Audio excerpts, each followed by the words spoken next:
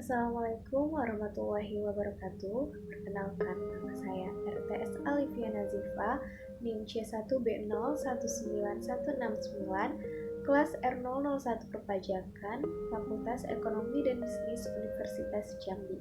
Pada kesempatan kali ini, saya akan menjelaskan tentang SPT dan SSP. Pada materi pertama yaitu SPT, Surat Pemberitahuan, adalah surat oleh wajib pajak digunakan untuk melakukan perhitungan dan pembayaran pajak, objek pajak atau bukan objek pajak dan atau harta dan kewajiban menurut peraturan perundangan perpajakan. Ada dua jenis SPT. Yang pertama yaitu Surat Pemberitahuan Tahunan. Dalamnya ada SPT Tahunan Pajak Penghasilan Badan atau Formulir 1771, SPT Tahunan Pajak Penghasilan Badan bagi wajib pajak yang diizinkan untuk penyelenggaraan pembukuan dalam rangka uang dolar Amerika. Formulir 1771S3 yaitu SPT Tahunan Pajak Penghasilan Orang Pribadi atau Formulir 1770. SPT Tahunan Pajak Penghasilan Orang Pribadi Sederhana Formulir 1770S, dan yang terakhir yaitu Surat Pemberitahuan Tahunan Pajak Penghasilan Orang Pribadi Sangat Sederhana Formulir 1770SS. Yang kedua, Surat Pemberitahuan Massal.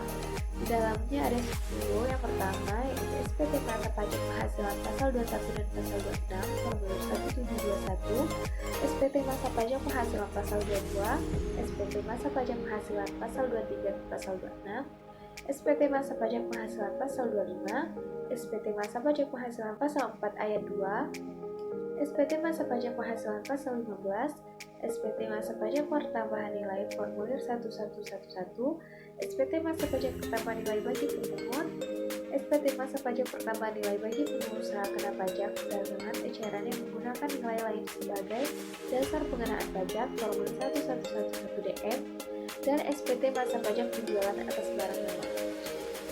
Fungsi-fungsi SPT. Fungsi SPT bagi wajib pajak penghasilan. Pertama yaitu sebagai sarana untuk melaporkan jumlah pajak piutang. Yang kedua yaitu melaporkan pembayaran atau pelunasan pajak yang telah dilaksanakan sebelumnya dalam 1 tahun pajak. Fungsi SPT bagi pemotong atau pemungut pajak sebagai sarana untuk melaporkan dan mempertanggungjawabkan pajak yang dipotong atau dipungut dan disetorkan. Fungsi SPT bagi pengusaha kena pajak. Pertama, sebagai sarana untuk melaporkan PPN dan PPNBM. Kedua, melaporkan kekreditan pajak masuk terhadap pajak keluaran. Yang ketiga, melaporkan pelunasan pajak oleh TKP dalam 1 tahun pajak. Adapun 4 prosedur penyelesaian SPT. Yang pertama, mengisi ke dalam program e-SPT. Yang kedua, SPT diisi dengan benar, jelas, dan lengkap sesuai petunjuk yang diberikan. Ketiga, SPT diserahkan dalam batas waktu yang ditentukan. Yang keempat, bukti yang dilampirkan untuk wajib pajak yaitu laporan keuangan, laporan posisi keuangan dan laba rugi serta keterangan lain yang dibutuhkan. Untuk SPT masa PPN yaitu memuat jumlah dasar pengenaan pajak, pajak keluaran, pajak masukan, dan jumlah kekurangan atau kelebihan pajak. Siapa saja yang wajib mengisi SPT? Yang wajib mengisi SPT yaitu setiap orang pribadi yang menerima penghasilan jumlahnya melebihi batas PTKP dan setiap badan yang didirikan di Indonesia berkedudukan yang terdiri dari PT, CV, persekutuan, koperasi, yayasan, BUMN, dan BUT bentuk usaha tetap. Pembetulan SPT. Pembetulan SPT adalah permohonan oleh wajib pajak untuk merevisi laporan atas penghitungan dan pembayaran pajak sesuai dengan ketentuan peraturan perpajakan. Pembetulan SPT bisa saja terjadi ketika SPT tahunan yang dilaporkan ada yang ingin direvisi untuk tahun pajak yang sama. Pembetulan SPT tahunan ini berlaku untuk setiap pajak yang ingin direvisi seperti pajak penghasilan atau PPN pasal 21, PPN pasal 22, PPN pasal 23, dan lain sebagainya. Yang bersifat dari pembetulan SPT tahunan ini tidak berlaku untuk laporan SPT bulanan perusahaan. Pembetulan SPT sangat bermanfaat bagi setiap wajib pajak agar terhindar dari pemeriksaan pajak dan sanksi. Pembetulan SPT tahunan merupakan upaya dalam menjalankan penegakan hukum yang sesuai Undang-Undang Pengampunan Pajak Usai Tax Amnesty atau Pengampunan Pajak Pasal 18. Jangka waktu pembetulan SPT bagi wajib pajak bertambah 2 tahun sebelum kadaluarsa penetapan. Tata cara pembetulan SPT bisa langsung mendatangi kantor pelayanan pajak atau KPP tempat wajib pajak terdaftar. Batas waktu penyampaian SPT masa. BPH pasal 21 wajib menyerahkan pemotong batas waktu penyerahan yaitu tanggal 20 bulan Takvim berikutnya setelah masa pajak berakhir. BPH pasal 22 impor yang menyerahkan DJBC 7 hari setelah batas waktu penyetoran pajak berakhir. BPH pasal 22 impor yang menyerahkan bendaharawan, batas waktunya tanggal 14 bulan tahun berikutnya setelah masa pajak berakhir. BPH pasal 22 bahan bakar yang menyerahkan Pertamina, batas waktu 20 hari setelah masa pajak berakhir. BPH pasal 23 dan 26 pemotongan BPH pasal 23 batas waktu penyerahan yaitu tanggal 20 bulan tahun setelah masa pajak berakhir. BPH pasal 25 yang menyerahkan yaitu wajib pajak yang punya NPWP, batas waktu tanggal 12 bulan tahun setelah masa pajak berakhir. BPN dan PPNBM yang menyerahkan PKP, batas waktunya akhir bulan setelah masa pajak. Yang menyerahkan bendahara, batas waktunya 15 hari setelah masa pajak berakhir. Dan yang selain bendahara, akhir bulan setelah masa pajak berakhir. Penundaan penyampaian SPT. Dalam perpajakan Indonesia, batas waktu permohonan penundaan atau perpanjangan waktu pelaporan SPT tahunan PPh wajib pajak objek pajak atau wajib pajak badan ada aturannya. Wajib pajak objek pajak, wajib pajak badan dapat memperpanjang jangka waktu penyampaian SPT tahunan pajak penghasilan dalam tempo paling lama 2 bulan setelah batas waktu penyampaian SPT PPh. Akan tetapi, dalam Peraturan Direktorat Jenderal Pajak Nomor 21 PJ 2009 tentang tata cara penyampaian pemberitahuan perpanjangan surat pemberitahuan tahunan disebutkan dalam pasal 2 sebagai berikut. Ayat 1, batas waktu penyampaian SPT tahunan adalah untuk SPT tahunan pajak penghasilan wajib pajak orang pribadi paling lama 3 bulan setelah akhir tahun pajak. Untuk SPT tahunan pajak penghasilan wajib pajak badan paling lama 4 bulan setelah akhir tahun pajak. Ayat kedua, wajib pajak dapat memperpanjang jangka waktu penyampaian SPT tahunan sebagaimana dimaksud pada ayat 1 untuk paling lama 2 bulan sejak batas waktu penyampaian SPT tahunan dengan cara menyampaikan pemberitahuan perpanjangan SPT tahunan. Berikut ini dokumen lain yang harus dilampirkan. Yang pertama, laporan keuangan sementara untuk tahun pajak bersangkutan yang disusun oleh wajib pajak. Ini bukan laporan keuangan sementara hasil dari konsolidasi grup. Yang kedua, surat setoran pajak SSP BPh pasal 29 sebagai bukti pelunasan atas kekurangan pembayaran pajak yang berutang, kecuali jika memang terdapat izin untuk mengangsur atau menunda pembayaran BPh pasal 29. Yang terakhir, surat pernyataan dari akuntan yang menyatakan audit laporan keuangan belum rampung karena laporan keuangan masih diaudit oleh akuntan publik tersebut. Adapun sanksinya, bagi yang alfa yang disebabkan oleh tidak menyampaikan dan atau tidak menyampaikan SPT tidak benar, sanksinya kurungan pidana 1 tahun dan denda 2 kali jumlah pajak yang tidak atau kurang bayar. Yang kedua, untuk percobaan yaitu penyalahgunaan NPWP atau NPDKP, menyampaikan SPT tidak lengkap atau tidak benar dalam rangka restitusi atau kompensasi. Sanksinya pidana 2 tahun atau denda 4 kali jumlah restitusi atau kompensasi. Yang ketiga, untuk sengaja tidak mendaftarkan diri, tidak menyampaikan SPT tidak benar, pembukuan palsu, tidak setor pajak yang dipungut, sanksi pidana penjara 6 tahun dan denda setingginya 4 kali jumlah pajak terhutang. Untuk pengulangan, sengaja syarat belum lewat 1 tahun setelah menjalani sanksi pidana sudah berbuat lagi, sanksinya pidana 2 kali per sanksi.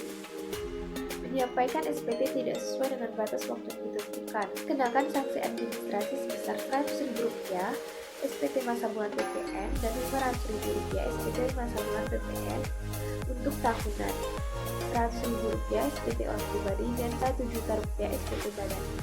Jika SPT yang telah disampaikan ditentukan sendiri, dikenakan sanksi 2% sebulan maksimal 24 bulan atas jumlah PKB. Materi selanjutnya yaitu SSP. SSP adalah bukti pembayaran atau penyetoran pajak yang telah dilakukan dengan menggunakan formulir atau telah dilakukan dengan cara lain ke kas negara melalui tempat pembayaran yang dimiliki oleh Menteri Keuangan. Adapun fungsi utama SSP adalah sebagai utama dan sarana administrasi bagi wajib pajak yang sudah melakukan pembayaran pajak sesuai aturan yang berlaku. Ada 4 jenis SSP. Jenis yang pertama yaitu surat setoran pajak standar. SSP ini biasa digunakan para wajib pajak saat melakukan kewajibannya ke kantor penerima pembayaran. Surat ini sendiri nantinya mempunyai tujuan sebagai bukti pembayaran dalam isi, ukuran, dan bentuk dan dibuat rangkap 5. Setiap rangkapnya sendiri akan diberikan kepada pihak yang berbeda-beda. Kedua, surat setoran pajak standar mempunyai fungsi yang ada pada SSP standar dalam administrasi perpajakan dan menjadi bukti pembayaran yang dicetak oleh kantor penerimaan pembayaran menggunakan mesin transaksi yang telah ditetapkan atau diatur oleh pemerintah. SSP ini hanya dapat dicetak saat terjadi transaksi pembayaran sebanyak 2 lembar, yang dimana lembar pertama memiliki fungsi yang sama dengan lembar ke-1 dan lembar ketiga SSP standar. Ketiga, surat setoran pabean, cukai, dan pajak impor. SSP ini dibuat untuk usaha yang mengimpor barang atau importir dan bisa berbentuk dalam surat setoran cukai, pajak, dan pabean. Surat jenis ini dibuat dalam benang rangkap dan diberikan kepada pihak-pihak tertentu. Yang terakhir yaitu surat setoran cukai terkait barang kena cukai dan PPN hasil tembakau buatan dalam negeri atau SSCT. Berbeda dengan surat lainnya, surat pajak ini berlaku bagi usaha untuk cukai atas barang kena cukai dan PPN hasil tembakau buatan dalam negeri akan dibuat dalam benang rangkap dan diberikan kepada yang berwenang. Contoh dan bentuk surat setoran pajak di Indonesia. Secara umum, formulir pajak dibuat dalam 4 rangkap dan masing-masing memiliki fungsi yang berbeda-beda, di mana lembar pertama akan diberikan kepada wajib pajak dan digunakan sebagai arsip. Lembar kedua diberikan kepada kantor pelayanan dan pembayaran negara. Lalu lembar ketiga digunakan wajib pajak untuk melaporkan ke KPP dan lembar terakhir diberikan untuk arsip kantor penerimaan pembayaran. Namun perlu diketahui untuk beberapa hal ada kasus yang membutuhkan lebih dari 4 lembar formulir untuk arsip wajib pungut atau bendahara pemerintah atau BUMN atau pihak lainnya yang terkait. Juga tiap satu formulir SSP hanya dapat digunakan hanya untuk satu jenis pajak dalam kurun masa 1 tahun saja tergantung dengan kode surat tagihan pajak yang digunakan. Batas waktu pembayaran atau penyetoran pajak untuk pembayaran masa. PPh pasal 21, 23, 26, 4 ayat 2 yang menyerahkan DJBC dan bendahara batas waktunya tanggal 10 bulan tahun berikutnya setelah masa pajak berakhir. PPh pasal 22 impor, PPN dan PPNBM, batas waktu penyerahan dan penyampaiannya bersamaan dengan pembayaran biaya masuk.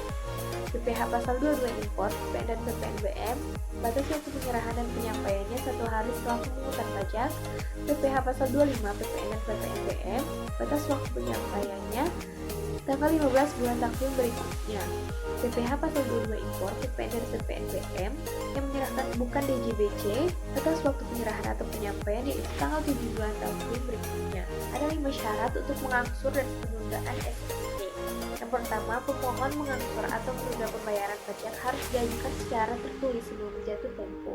Yang kedua, permohonan mengangsur atau menunda pembayaran pajak harus menyebutkan alasan-alasan seperti kesulitan likuiditas atau keadaan keluar kekuasaannya.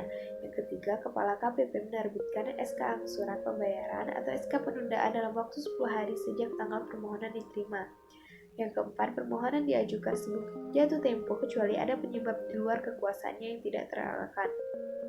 Dan yang terakhir, permohonan hanya dapat dilakukan 1 kali terhadap suatu utang pajak. Fun fact, SSP telah digantikan oleh SSE pajak.